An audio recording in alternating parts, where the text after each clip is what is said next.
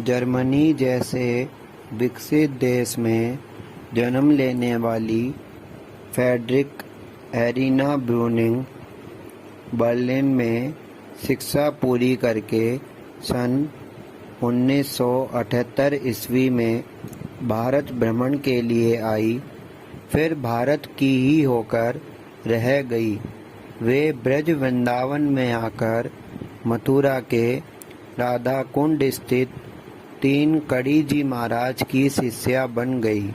आश्रम के एक संत के अनुरोध पर ब्रूनिंग ने एक गाय खरीदी।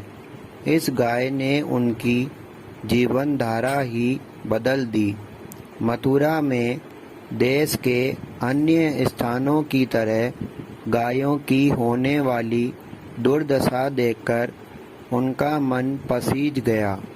उन्होंने बेसहारा गायों की देखभाल शुरू की। एक छोटे से आंगन में गौशाला स्थापित की। स्वाभाविक है कि बेसहारा गायों की संख्या अधिक थी और संसाधन सीमित थे। सन 1996 में ब्रूनिंग जर्मनी गई और अपनी कुछ संपत्ति बेच दी।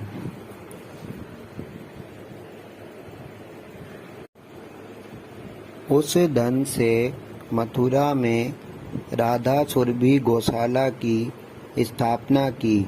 यह गौशाला बूढ़ी, बीमार और बेसहारा गायों की शरण स्थली है। यहाँ उनके इलाज और देखभाल का उचित प्रबंध है। लगभग 3500 वर्ग गज में फैली इस गौशाला में जब गाय पहुँच जाती है, फिर उनके लिए चारा, पानी और इलाज मुहैया कराया जाता है। इस गौशाला में अभी 1800 के करीब गाय और उनके बच्चे हैं। गौशाला इससे अधिक गाय रखने की स्थिति में नहीं है। यहाँ बूढ़ी, बीमार और अपंग गाय के अतिरिक्त बाकी गायों को अन्य गौशालाओं में भेज दिया जाता है। यहाँ उपचार के बाद बहुत सारे किसानों ने अपनी गायों को फिर से अपना लिया। इस गौशाला में कुल 90 लोगों का स्टाफ है। गायों के चारा, दवा और सेवादारों के वेतन आदि पर लगभग 35 लाख रुपया प्रति माह खर्च होते हैं। ब्रूनिंग की निस्वार्थ गौ सेवा के कारण स्थानीय लोग उन्हें सुदेवी माता कहते हैं।